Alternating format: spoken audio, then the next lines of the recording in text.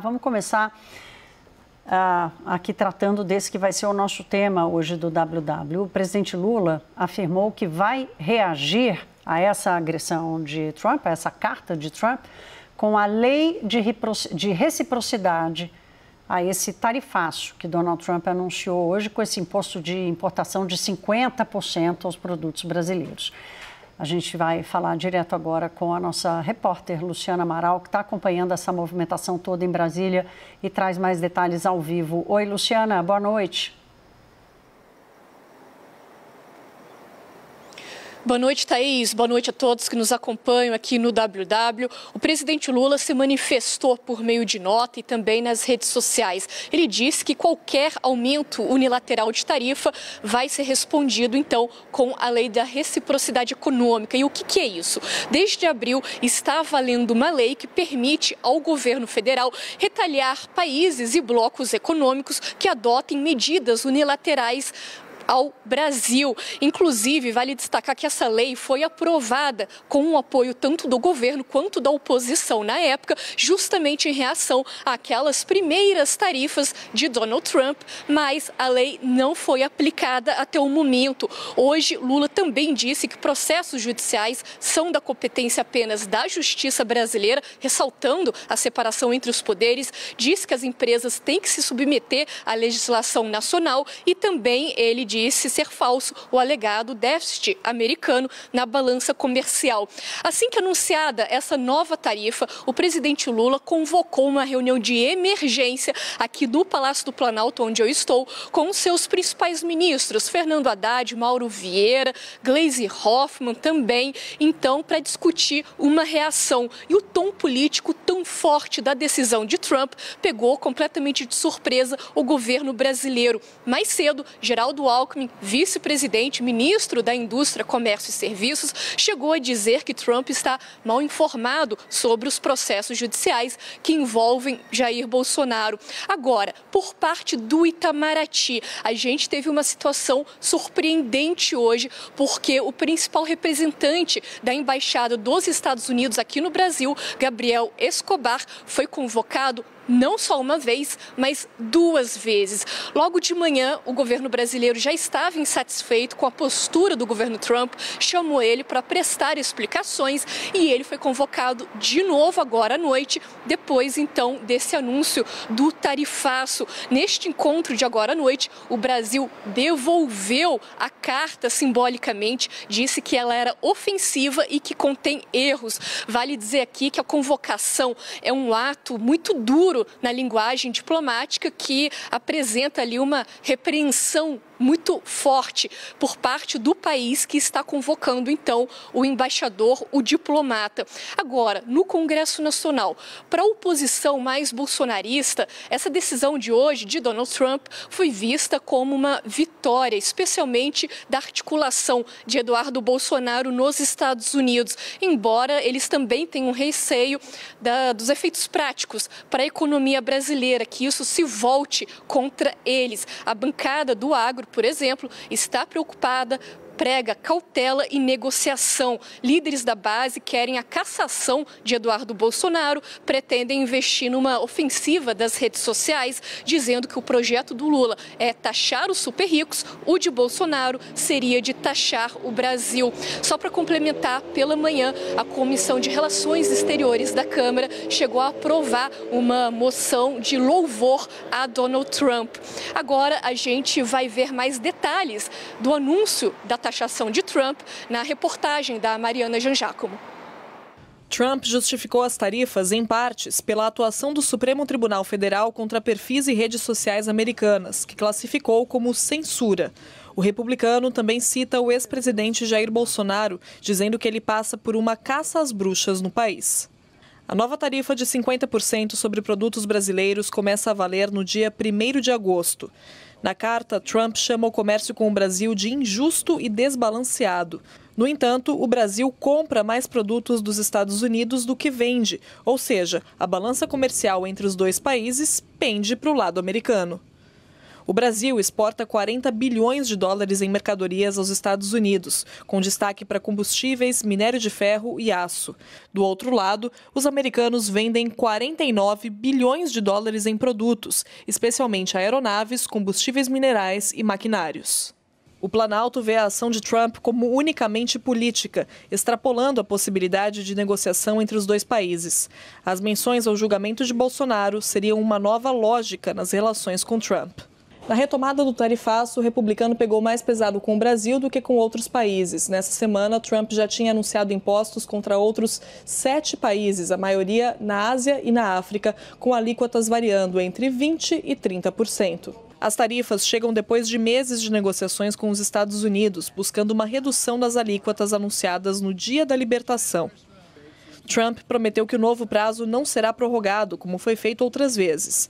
No entanto, partes do mercado internacional avaliam que esse pode ser mais um caso de TACO, o acrônimo para Trump Always Chickens Out, ou Trump sempre amarela. A grande pergunta é se ele vai amarelar com o Brasil, quando e por quê, Christopher Garman? Eu vou começar com você, mas antes quero apresentar aqui a chegada do Hussein Kalu, que foi secretário especial de Assuntos Estratégicos para a Presidência da República, pesquisador, professor de Harvard. Hussein fala dos nossos estúdios em Brasília. Boa noite, bem-vindo, meu querido. Boa noite, Thaís. Obrigado pelo convite. Bom contar com você aqui. Garman, vou começar a abrir com você por essa fila, então, na fila da nossa análise hoje. Alguma chance do Trump chickens out, dele amarelar e voltar atrás? Como é que você está vendo essa escalada toda dessas últimas horas? Não vou nem falar de dias, é de horas mesmo, contra o Brasil. Eu estou enxergando dificuldades de uma desescalada nesse curto prazo, né? E a grande razão é que não enxergo o que o governo brasileiro pode entregar para o governo Trump. Como foi colocado nas todas as reportagens, né? A carta, né, abriu com uma queixa assim, do julgamento do ex-presidente Jair Bolsonaro, acusando que o julgamento representa uma caixa às bruxas, as várias medidas do Supremo na regulação das redes, com o qual o entorno do Trump enxerga como um regime de censura. Essas foram as duas principais, e também a regulação da mídia social. Então, essas são as duas principais queixas que foram colocadas na mesa. Foi um ato mais político e o governo do presidente Lula não tem como reverter essas decisões, nem teria disposição e capacidade. Então, não tem muito na mesa de negociação com a qual o Brasil pode colocar.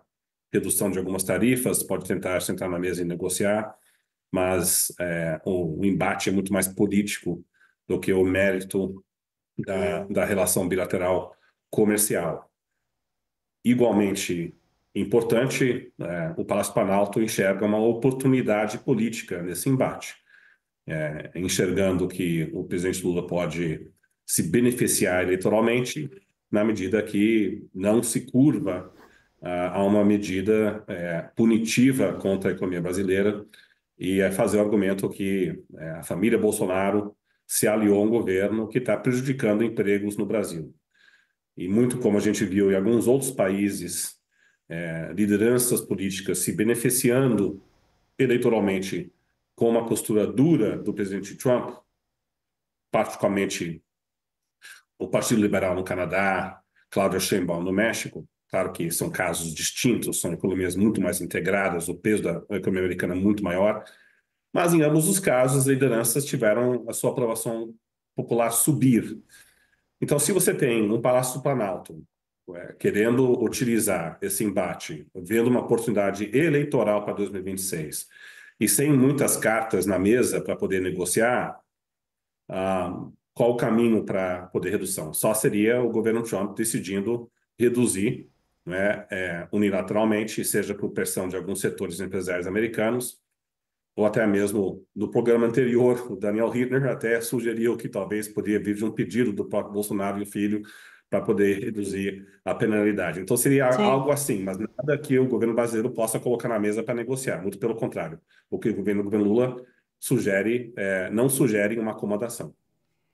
Eu acho que as palavras surpresa, né, incerteza, indefinição de como responder a isso tudo foram as palavras do dia hoje. Agora, Hussein, Garma, eu quero voltar bastante a essa história aí do aproveitamento político dessa situação, mas antes quero explorar ainda a questão diplomática com o Hussein. Hussein, a gente ouviu a nossa repórter contar essa dupla chamada do representante da embaixada, o Brasil está sem um embaixador americano aqui, essa dupla chamada do embaixador devolve a carta também, que parece uma coisa mal construída, meio sem pé nem cabeça, misturando alhos e bugalhos, enfim. Do ponto de vista vamos pensar assim, de uma gestão diplomática desse conflito, a gente está vendo um roteiro inédito? Isso é um roteiro totalmente inédito até para os diplomatas americanos em Brasília ou qualquer, embaixada americana no mundo. Eles estão tendo que lidar com uma prática diplomática muito distinta, especialmente esse bullying diplomático tarifário que o Trump está fazendo, está expondo muito a diplomacia americana. Ele está centralizando muito na Casa Branca a confecção da estratégia, a tomada de decisão, e as consequências ficam para o corpo diplomático, que tem que basicamente tentar consertar as situações. A chamada do representante americano no Brasil, que não tem embaixador, mas está um encarregado de negócios, Gabriel Escobar, ele foi convocado pelo Itamaraty para prestar explicações, que trata-se de uma medida, digamos, dura dentro da linguagem diplomática para tomar uma chamada. E a ideia é ele oferecer chaves explicativas quais foram as razões que levaram à construção dessa carta. Fundamentalmente, obviamente que ele acabou sendo repreendido pelo Itamaraty e deve reportar isso ao Departamento de Estado. Mas não tenho dúvida de que, na minha avaliação, o lado brasileiro transmitiu toda a sua preocupação de como isso pode prejudicar, não só hoje, mas no médio prazo, as relações comerciais entre os dois países, especialmente os Estados Unidos, tendo um superávit consistente de longa data e considerável com o Brasil. O Brasil, na lista americana, está em 6º lugar em matéria de superávit comercial. Isso não é desprezível, né? O Brasil não está na rabeira da fileira, está no primeiro pelotão, né? E a carta do Trump é uma carta que, francamente, servirá no futuro como modelo de como um presidente não deve escrever uma carta para um outro chefe de Estado. Essa é a surpresa dessa mistura. Daniel, a gente quer te ouvir, enfim, sobre como é que você está vendo agora no final da noite, né? O clima no Palácio do Planalto, se tem nervosismo, se tem preocupação, e esse menu que o Garma estava olhando você contar para a gente aqui na CNN no Prime Time, mas que é importante você repetir aqui para nós no WW também. Esse menu de opções. Thaís, o tarifaço do Trump pegou o governo brasileiro de surpresa. E aí não dá para dizer que não era questão de se Trump podia adotar uma medida mais radical contra o Brasil e mais quando. O fato é que quando a medida sai, gera muito nervosismo, pega o governo de surpresa. O presidente chamou uma reunião no Palácio do Planalto, participaram Celso Amorim, ministro das Relações Exteriores, Fernando Haddad, Gleisi Hoffmann. A informação que eu tive das pessoas que participaram dessa reunião é que foi uma reunião para discutir a resposta política, para elaborar aquele tweet, aquela postagem, aquela nota oficial de Lula, e que não se debateram respostas econômicas e comerciais por enquanto. O que existe em paralelo, e aí Lula fez referência à possibilidade de usar a lei de reciprocidade econômica, que foi sancionada em abril, logo depois daquele dia da libertação, o que já existe é um mapeamento conduzido pelo governo brasileiro, naquela época em que Trump fez o primeiro anúncio de tarifas, porque havia a possibilidade do Brasil ser duramente atingido, acabou não sendo, que bom, mas já havia um mapeamento de como eventualmente responder e retaliar. O que foi identificado naquele mapeamento que foi conduzido pelo MIDIC, Ministério da Indústria e Comércio? Que não adianta, do ponto de vista do Brasil, sobretaxar produtos americanos, seja produtos finais, por exemplo, produtos eletrônicos, porque quem vai pagar é o consumidor brasileiro, com tarifas mais altas, e isso não vai fazer nenhuma cosquinha nas empresas americanas. Seja taxar, sobretaxar, bens intermediários que são usados nos processos de produção pela própria indústria nacional. Então, isso seria um tiro no pé. O que foi identificado nesse mapeamento como uma possibilidade? Suspender direitos de propriedade intelectual, então aí estão, por exemplo, royalties audiovisuais, da indústria cinematográfica, da indústria musical, direitos de patentes de medicamentos, direitos de patentes de, por exemplo, sementes agrícolas, que são usadas ali na produção da safra agrícola no Mato Grosso, por exemplo, né? Sementes de soja transgênica. Você pode suspender o direito de patente dessas empresas americanas que fornecem. E também, e esse ponto eu destaco, porque foi identificado no mapeamento, tributar dividendos remetidos por multinacionais americanas que estão instaladas no Brasil, das filiais brasileiras para sedes americanas. Isso está no cardápio, está no arsenal de medidas estudadas pelo Brasil. Isso não foi discutido hoje no Palácio do Planalto, isso é só a artilharia, o cardápio montado, mas nas próximas semanas, se não houver um recurso, não houver uma negociação, é isso que está na mesa dos decisores do Palácio do Planalto para se responder a Donald Trump. E aí é uma artilharia pesadíssima, né, Daniel? Você que cobre comércio internacional e relações internacionais há tanto tempo sabe disso. É uma artilharia pesadíssima, né? E como a gente vem tratando aqui, o Garman deu ênfase a isso também, a fraqueza, a fragilidade geopolítica que o Brasil tem de acabar se isolando, inclusive adotando uma medida dessa natureza. Lorival, chegou a sua vez, aí eu queria te ouvir um pouco mais sobre as personalidades envolvidas nessa confusão, né?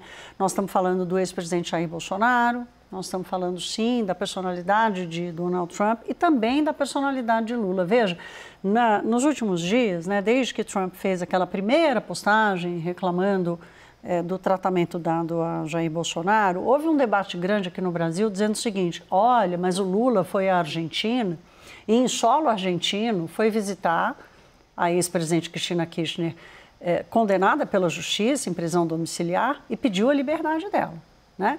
Como se isso também é um ato de interferência à soberania e à justiça argentina. Então, como disse hoje o Hélio Schwartzman na Folha de São Paulo, seria o Roto falando do esfarrapado, né? Mas a coisa vai escalando, embaixada americana faz postagem, o Brasil chama, vem carta, vem tudo. Mas esses três personagens não saem da cena. O quanto essas três figuras constroem ou complementam esse roteiro que a gente está contando aqui? Bom, se o governo brasileiro está surpreso, então isso revela uma total incapacidade de desenhar um mapa de risco, porque era óbvio que isso ia acontecer. Na segunda-feira, a gente falava aqui da tempestade perfeita que se formou e que foi criada pelo governo americano, pela oposição bolsonarista, pelo governo brasileiro e por um quarto personagem, Javier Milei. Hoje, o Gerardo Wertheim, que é o ministro das Relações Exteriores e do Comércio da Argentina, estava reunido com o secretário de Comércio, Howard Lutnick, dos Estados Unidos, lá em Washington. E está muito avançada a negociação de um acordo que isenta 80% dos produtos que a Argentina exporta para os Estados Unidos, isenta de tarifas, tarifa zero. E o mesmo do lado americano, os produtos americanos no mercado argentino. Então, o Javier Milei era um personagem que vinha instigando esse tensionamento também, juntamente com o deputado licenciado Eduardo Bolsonaro, lá nos Estados Unidos. Agora, os motivos para Trump fazer isso, não motivos no sentido de que ele está certo assim, as justificativas, os pretextos vinham se avolumando, eram enormes, quer dizer, desde a questão do BRICS, né? Aliás, a Bloomberg hoje, na manchete sobre essa notícia, ela coloca os BRICS no dia 31 de janeiro, portanto, 11 dias depois de assumir, o Trump disse que aqueles países do BRICS que continuarem com essa ideia de substituir o dólar, eu vou colocar tarifa de 100%. Eu acho que nós vamos ver tarifa de 100% nas próximas horas ou dias contra o Brasil. Afinal, o Brasil está retalhando com 50%, o Trump vai dobrar. É assim que ele age. E tantas outras coisas, o STF contra as Big Techs. As Big Techs são uma das principais fontes de receita dos Estados Unidos. Os CEOs das Big Techs são aliados do Trump, se alinharam com ele depois da eleição de novembro. As redes sociais, esse tema da chamada liberdade de expressão, é o principal ferramenta com a qual o Trump responde às acusações de ser antidemocrático, de ser autoritário. O fato de ele ter usado a expressão caça às bruxas mostra que ele busca uma afinidade, uma identificação com o Bolsonaro, porque é a mesma expressão que ele usa para rebater as acusações e os processos nos quais ele foi réu nos Estados Unidos e o impeachment que ele sofreu na Câmara dos Deputados, que depois não foi referendado pelo Senado de maioria republicana. E, assim, o Trump estava com outras preocupações, ocupado com outras coisas, mas, de acordo com a doutrina Monroe, que aparentemente ele segue, a América é para os americanos.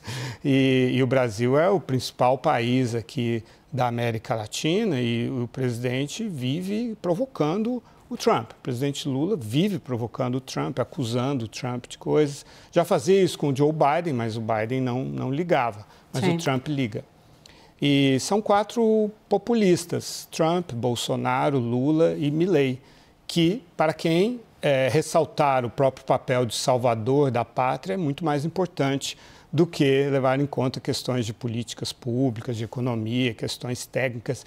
Essas figuras, eles deixam de lado apresentar resultados. Para eles, o mais importante é enaltecer as figuras deles como as únicas pessoas que podem liderar os seus respectivos países. Então, juntando 4 pessoas como essa, não poderia dar um resultado que pudesse ser explicado pela técnica, pela economia.